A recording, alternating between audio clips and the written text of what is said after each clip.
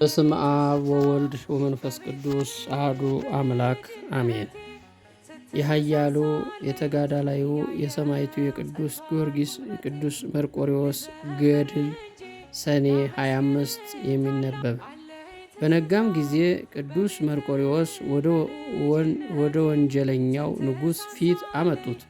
ንጉሥ መርቆሬዎስ ሆይ ስራይ እንዳለህ አወቅኩ። ስራይ ከሌለህማ ቁስልህን ማን አዳነህ? አለው። ቅዱስ መርቆሬዎስም ለእኔስ ስራይ የለኝም፣ ያዳነኝ ሁሉን የሚችል ጌታዬና አምላኬ ኢየሱስ ክርስቶስ ነው አለው።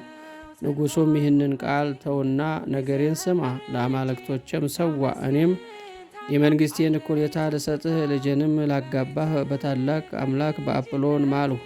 በመንግሥቴም ውስጥ ከእኔ ጋር ትሆናለህ፣ ሥጋህንም በቅጣት አታጥፋ አለው። ቅዱስ መርቆሬዎስም የፈለግከውን አድርግ እንጂ እኔ አምላኬ ኢየሱስ ክርስቶስን አልተወውም አልክደውም አለው። በዚያን ጊዜ ንጉሡ የራሱን ቆዳ ገፈው በላዩ ላይ እሳት እንዲያነዱበት አዘዘ። በራሱ ላይም የእሳት ፍህም ጨመሩበት። የመላእክት አለቃ ቅዱስ ሚካኤል ከሰማይ ወርዶ ቅዱስ መርቆሬዎስ ወረደና የእሳቱን ፍህም አጠፋም፣ ምንም አልነካውም። ወንጀለኛውም ንጉሥ የብረት አልጋ እንዲያመጡና ቅዱስ መርቆሬዎስን በዚያ ላይ እንዲያስተኙት በታቹም እሳትን እንዲያነዱ አዘዘ። እንዲሁም አደረጉበት። ቅዱስ መርቆሬዎስም ሁሉን ታገሰ፣ አልቻለውም፣ ቅጣትም የለም። ከዚያም በኋላ ንጉሡ እጁን እግሩን እንዲያስሩት አዘዘ። በፈረስ ጅራትም አስረው በሀገሩ ጥጋጥግ እንዲጎትቱት ወደ እስር ቤትም እንዲያስገቡት አዘዘ። እንዲሁም አደረጉበት። የመላእክት አለቃ ቅዱስ ሚካኤል መጥቶ ያጽናናው ነበር። የንጉሡ ታላላቅ ሰራዊቱም መሳፍንቱም ማለዳ ወደ ቅዱስ መርቆሬዎስ በእስር ቤት እያለ ሄዱና ይህን ሁሉ መከራ ስትቀበል ስናይህ ወዮልን፣ አሁንም የምንነግርህን ስማ፣ ለሰውነትህ ራራ፣ በዚህ ቅጣትም ሥጋህን አትጉዳ አሉት። ወደ መኮንኑም ተመልሰው በታላቅ ድምፅ ጮኹ፣ እንዲህም አሉ፣ ዳግመኛ መርቆሬዎስን በፊታችን ትቀጣው ዘንድ አትተውምን? ነገራችንን ባትሰማ ግን ብቻህን ትተንህ ወደ ወደድነው እንሄዳለን አሉት።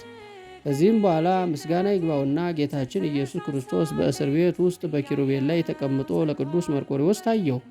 ኪሩቤል የተሸከሙት መንበሩም እሳት ነበረ። ቅዱስ መርቆሬዎስም እንዲህ አለው፣ እኔ የመረጥኩህ በወንጀለኞች ነገሥታት ፊት በእኔ ያመንክ መርቆሬዎስ ሆይ ሰላም ላንተ ይሁን። ስምህን በሕይወት መጽሐፍ ጽፌልሃለሁ። ድንቅ የሆኑ 3 አክሊላትንም አዘጋጅቼልሃለሁ። አንዱን ስለ ንጽሕናህ፣ አንዱን በስሜ ስላመንክ፣ አንዱን ስለ ስሜ ደምህን ስላፈሰስክ አለው። ዳግመኛ መድኃኒታችን ኢየሱስ ክርስቶስ ቅዱስ መርቆሬዎስን እንዲህ አለው፣ በስምህ ቤተ ክርስቲያን የሠራውን እኔ በመንግሥተ ሰማያት ከአብርሃምና ከይስሐቅ ጋር የማያረጅና የማይጠፋ ቤትን እሰራለታለሁ። ለቤተ ክርስቲያንህ ዕጣን ቁርባን መብራትም ቢሆን የሚሰጥ እኔ የጻድቁ አቤልን መሥዋዕት የ100 አለቃ ቆርኔሌዎስን ጸሎት እንደ ተቀበልኩ ልመናውን ሁሉ እቀበልለታለሁ። ልጁንም በስምህ የሚጠራ ቢሆን በመንግሥተ ሰማያት ዋጋውን እሰጠዋለሁ። የገድልህን መጽሐፍ የሚጽፍ ወይም በቤቱ ውስጥ የሚያስቀምጥ ሁሉ የሚሰማም የሚያሰማም በቤቱ ውስጥ ሕመም፣ ቸነፈር፣ ረሃብ፣ ጥማት አይሆንም፣ በውስጡም በረከቴ ያድራል። ጌታችንም ይህንን ብሎ ለቅዱስ መርቆሬዎስ ሰላምታ ሰጠውና በታላቅ ክብር ምስጋና ወደ ሰማይ አረገ። ከነጋም በኋላ ወንጀለኛው ንጉሥ ዳኪዎስ ቅዱስ መርቆሬዎስን ከእስር ቤት አውጥተው ያመጡ ዘንድ ወደ ዱር ወስደውም ከአንዱ ወንዝ ወደ አንዱ ወንዝ እንዲያዞሩት ከዚያም አንገቱን በሰይፍ እንዲቆርጡ ታዘዘ። እጆቹና እግሮቹን በሰንሰለት እንደታሰሩ አወጡት።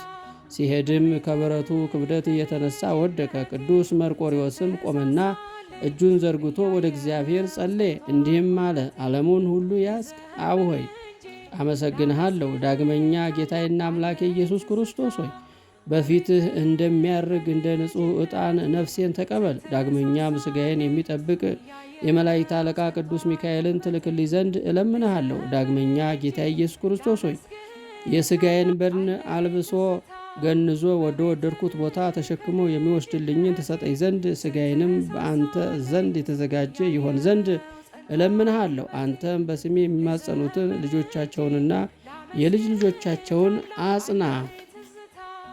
ዳግመኛም ሥጋዬ በተቀመጠበት ቦታ እርኩስ መንፈስ እንዳይኖር፣ ጦር፣ ሰልፍ፣ ክርክር እንዳይሆን እለምንሃለሁ። ለአንተም ቸር ከሚሆን አባትህ ማያዊ ከሚሆን ከመንፈስ ቅዱስ ጋር ምስጋና ይሁን ዛሬም ዘወትርም ለዘላለሙ አሜን አለ።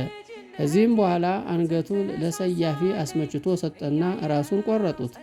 በዚያም ገድል መከራ ኅዳር 25 ቀን ምስክርነቱን ፈጸመ። በዚህ መጽሐፍ ውስጥ ያልተጻፉ ብዙ ታምራትን ድንቆችን አድርጓል። ጸሎቱ፣ አማላጅነቱ፣ ልመናው፣ ረድኤት በረከቱ ይህንን መጽሐፍ ከጻፈው፣ ካነበበው፣ ከተረጎመው፣ ቃሉን ከሰማው ከሕዝበ ክርስቲያኑ ጋር ለዘላለሙ ጸንቶ ይኑር አሜን።